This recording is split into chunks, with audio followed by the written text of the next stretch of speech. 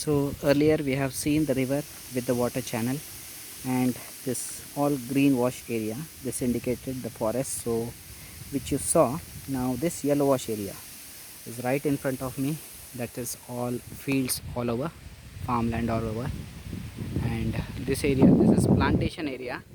That's the reason even this comes under uh, yellow wash area sometimes. And here there are many black color lines given, that is nothing but the seasonal drainage pattern, mostly trellised. So first I'll show you a small patch of broken ground, then we will have a look out on the about the drainage patterns. So here it is.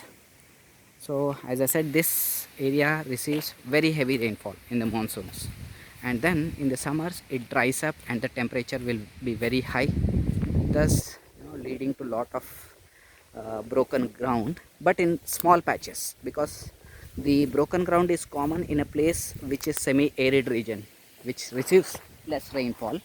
Okay, so here, yeah, so this is what the broken ground looks like all over. You can see clear erosion of the land.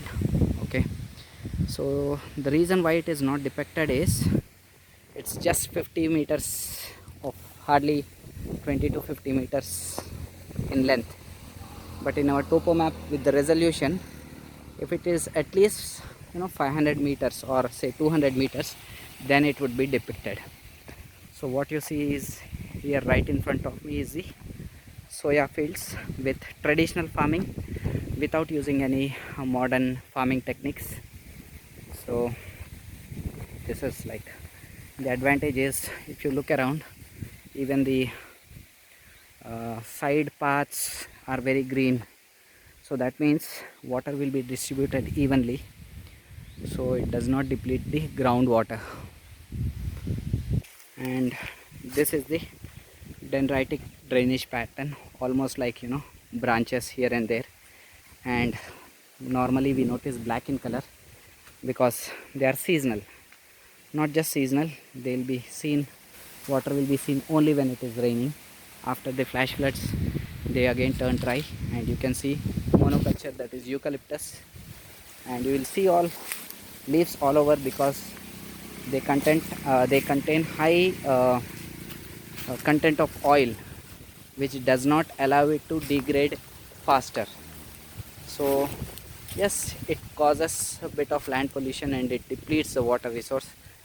That's the reason I say that monoculture is not a good idea, especially with these kind of invasive species. The reason why I am using the term invasive species is that these are brought from Australian dry desert areas to India for the as an alternative for bamboos. But the negative thing is, you can see them very tall, so that they have taproot system and they go very deep. It's believed that almost it's the size of the depth of the root will be equivalent to the length of the trees, so they pull out the water. So the water table, there are high chances that the water table goes down. Okay, so now we'll proceed further and look for a trellised drainage pattern. So guys, now I'm going to descend to a lower altitude place, and let us see. Also please make a note, here you see the laterite soil. I will show you where this stream is going to, so I'll show you where the stream will merge, okay, into another stream, and also check the drainage pattern over there. So here we can see how the basalts are getting weathered and eroded with the running water. This is how it is. Guys, here I am standing in front of the main river, okay, which we have seen while explaining the contour lines. This is the starting of the river.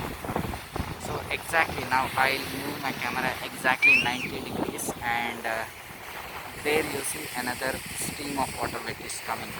So if you observe closely, everywhere there is rock. So when there is rock, the water comes in a straight way and it merges with the other stream at making a 90-degree angle. That is called as trellis pattern. So I'll show this area on the topo map now.